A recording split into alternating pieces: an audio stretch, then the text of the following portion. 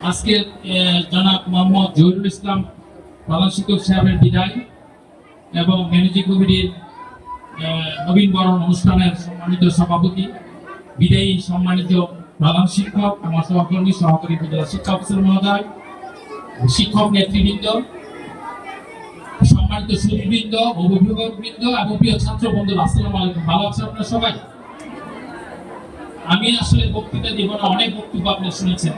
আমার কথা হলো, একজন শিক্ষক দীর্ঘদিন কাজ করেছেন, উনি ভালো কাজ করেছেন যদি আপনারা বসে আছেন, তাহলে ওনার গুণকীর্তন যদি আমরা 35 বছর 36 বছর চাকরি করে আমরা 1 ঘন্টা গুণকীর্তন করে শেষ করতে পারবো?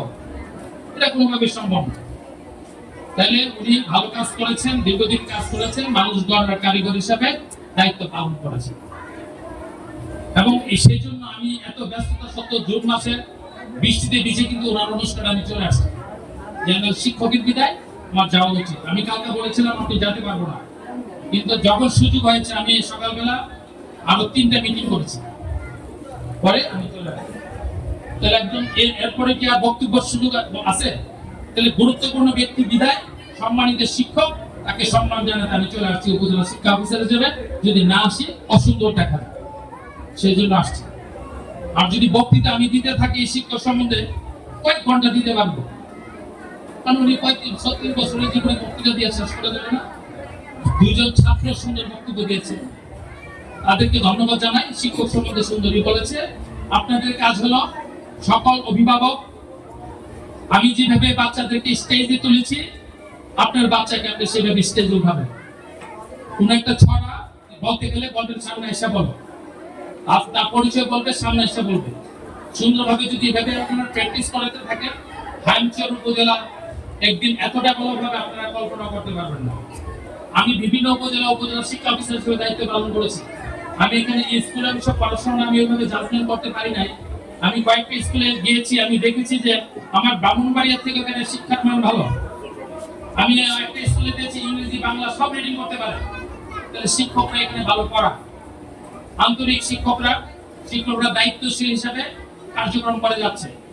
এবং এইভাবে যদি শিক্ষক এবং আপনারা আমার সামনে যেভাবে মারা উপস্থিত আছেন, আপনারা যদি এইভাবে বাচ্চাদের প্রতি দায়িত্বশীল হন।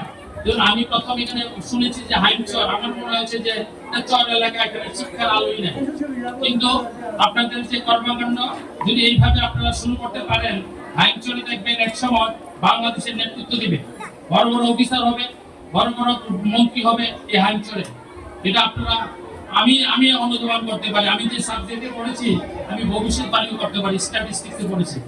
আপনাদের দায়িত্ব যদি আপনারা সঠিকভাবে পালন করেন, ইনশাআল্লাহ আপনার বাচ্চারা এই দেশে সারা পৃথিবীতে নেতৃত্ব দিবে, আমি আশা করি। কি বলেন সবাই? সবাই নেতৃত্ব দিবেন। আর এই শিক্ষক দীর্ঘদিন কাজ করেছেন, অত্যন্ত ভালো মানুষ, আমার কাছে মনে হয়েছে, সেই জন্য আমি চলে আসছি। ওনার জন্য আমরা দোয়া করি, উনি ভালো থাকবেন। এই স্কুলের নবনির্বাচিত ম্যানেজিং কমিটিকে আমরা বলবো, এই স্কুল আপনারা যারা সুন্দরভাবে পরিচালনা করবেন, পাঠের মান প্রত্যেকটা বাচ্চা যদি বাংলা ইংরেজি রিডিং করতে পারে সেটা আপনারা নিশ্চিত করবেন। আপনারা স্কুলে আমি দেখেছি প্রতি 27 জন বাচ্চা 26 জন শিশুর জন্য একজন শিক্ষক। সুতরাং আপনারা যে বাচ্চাদেরকে স্কুলে পাঠাবেন, আপনার বাচ্চা স্কুল থেকে যাওয়ার পরে সঠিকভাবে পড়েছে কিনা খোঁজখবর নেবেন। আপনি মা পড়াশোনা জানেন না, তাতে কোনো সমস্যা নাই। আপনি বলবেন যে এই বাচ্চা, তুমি যে স্কুলে গিয়েছো, তুমি কি পড়াশোনা করেছো আমাকে দেখাও। অন্তপক্ষে খাতা নম্বরটাই দেখবেন কি পড়াইছে। তাহলে আপনারা অভিভাবকরা সচেতন থাকবেন। আপনারা আপনাদের বাচ্চাদেরকে পড়াশোনা করানোর জন্য আমরা বদ্ধপরিকর। আমরা পুরো হাইমচর উপজেলা যাতে শিক্ষা ডেভেলপ হয় আমরা কাজ করে যাচ্ছি। বাকিটা আপনারা আমাদের সার্বিক সহযোগিতা করবেন। বিভিন্ন বক্তা বিভিন্নভাবে কথা বলেছেন, ওইগুলি আমি রিপিট করবো না। মাদকের বিষয়ে কথা বলেছেন, আপনাদের বাচ্চাদের খোঁজ খবর নেওয়ার জন্য কথা বলেছেন।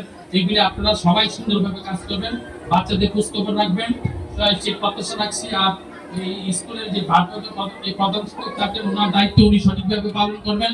সহকারী শিক্ষকদেরকে আমি বলবো, উনি যদি আজকে আপনার কলিগ ছিল, কালকে যখন প্রধান শিক্ষকের চেয়ার তৈরি করবে, ওনাকে কিন্তু মানতে হবে ওইভাবে। তো ওইভাবে আপনারা সবাই চলবেন। কমিটি স্কুলের খোঁজখবর নেবেন, স্কুল উন্নয়নমূলক কাজগুলো সুন্দরভাবে হয় কিনা সেটা দেখবেন, সেই প্রত্যাশা ব্যক্ত করেন।